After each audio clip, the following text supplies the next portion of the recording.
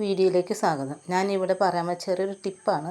അത് നിങ്ങൾക്ക് ഇപ്പോൾ പറഞ്ഞു തരാം. അതായത് ഞാനിപ്പോൾ 9 വർഷം ആയി ഈ ഗ്യാസ് അടുപ്പ് മേടിച്ചിട്ട്. ഈ 9 വർഷത്തിനുള്ളിൽ ഇതിൻ്റെ ബർണറിന് അല്പം കേടുകളൊക്കെ വന്നിട്ടുണ്ടെങ്കിലും ഇതിൻ്റെ ഗ്ലേസിങ് നിലനിർത്തേണ്ട കാര്യം എന്താണെന്ന് വെച്ചാൽ ഞാൻ പറയാം. അതായത് നമ്മുടെ ക്ലോറിൻ, അതായത് ബ്ലീച്ചിങ് പൗഡർ എന്ന് പറയാം. ആ ബ്ലീച്ചിങ് പൗഡർ സ്വല്പം വെള്ളത്തിൽ ചാലിച്ചിട്ട് അതിൽ ഇത്തിരി ഏത് സോപ്പ് എന്ന് വെച്ചാൽ നല്ല സൂപ്പർ ഒരു സോപ്പും പൊടിയാണ്.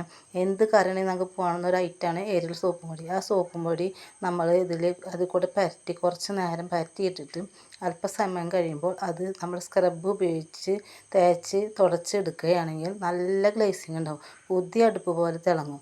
അതേപോലെ തന്നെ നമ്മുടെ മിക്സിയുടെ ജാറൊക്കെ നമുക്ക് കറ പറ്റിയിട്ടുണ്ടെങ്കിൽ അതിൽ കുറച്ച് പരട്ടി വെച്ച് അല്പസമയം കഴിഞ്ഞ് തുടച്ചെടുക്കുകയെന്ന് വെച്ചാൽ ആ മിക്സിയുടെ ജാറ് നന്നാവും. അതേപോലെ നമ്മുടെ വിളക്ക്, ഓട്ടുപാത്രങ്ങളൊക്കെ നമുക്ക് നന്നായി തിളങ്ങണമെങ്കിൽ അതിൽ കൂടി ഇത്തിരി ഈ ബ്ലീച്ചിങ് പൗഡറിൽ കൂടി ഇത്തിരി കോൽപ്പൊടി ഈ സോപ്പും പൊടിയും കൂടി ചാലിച്ച് കുറച്ച് നേരം പരട്ടി തേച്ച് കഴിഞ്ഞ് നമ്മുടെ വിളക്കൊക്കെ നല്ല പോലെ തിളങ്ങി കിട്ടും.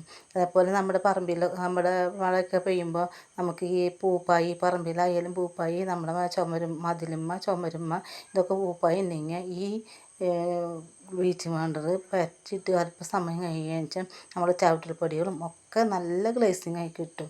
അപ്പോൾ നിങ്ങളിത് ഉപയോഗിക്കുമ്പോൾ എന്ന് വെച്ചാൽ ചെയ്യേണ്ടത് വിധം നമ്മൾ ഗ്ലൗസ് ഇടണം. ഈ ക്ലോറിൻ എന്ന് പറയുന്നത് ഭയങ്കര സ്ട്രോങ് ഉള്ള സാധനം. അപ്പോൾ ഗ്ലൗസ് ഇട്ടിട്ട് വേണം ഇത് ചെയ്യണമെങ്കിൽ. അപ്പോൾ നിങ്ങൾ ഈ ടിപ്പ് ഒന്ന് ചെയ്തിട്ട് ഇതിൻ്റെ അഭിപ്രായം കമൻ്റൊക്കെ ഇടണം കേട്ടോ.